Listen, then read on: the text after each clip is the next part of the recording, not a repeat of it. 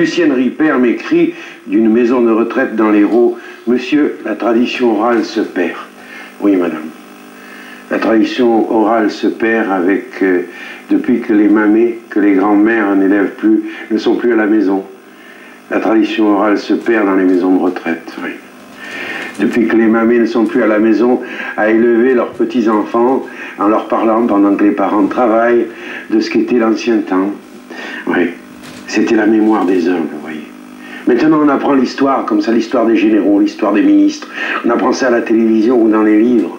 Mais les mamés transmettaient l'histoire des humbles gens, l'histoire de la piétaille.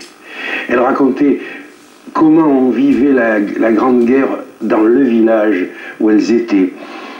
On apprenait des choses. Tenez, moi, au cours de ces veillées sur la vieille montagne Cévenol, sur le mont Lozère, là-haut, j'ai appris des histoires sur Napoléon Ier qui ne sont dans aucun livre. Et pourtant, on a écrit des milliers de livres sur Napoléon Ier. Je me souviens quand on racontait l'histoire de la bataille d'Eylau. À la bataille d'Eylau, ça avait été un massacre. Vous savez que ces batailles de l'Empire faisaient des milliers de morts. Et le bataillon des Cévenols avait beaucoup souffert, tellement que Napoléon avait demandé à faire l'appel nominatif.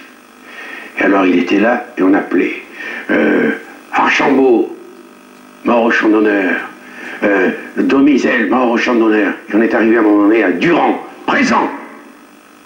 Et l'empereur s'est approché du dénommé Durand et lui a dit, ah, celui-là j'étais sûr qu'il ne crèverait pas.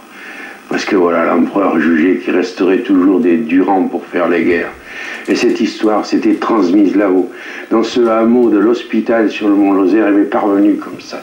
Et vous imaginez une chose, moi je me promenais dans les années 50 avec une vieille dame qui était justement de la famille de ce Durand, de ces Durand qui survivent à toutes les guerres. Il en reste toujours pour continuer l'histoire de France au niveau de la piétaille, oui. Cette Madame Durand, au cours de ses veillées là-haut sur la montagne, me racontait que lorsqu'elle était petite, elle se promenait avec une dame qui lui parlait de son mari qui avait été blessé à Fontenoy. Vous imaginez Fontenoy, ça paraît pas croyable. Eh bien si.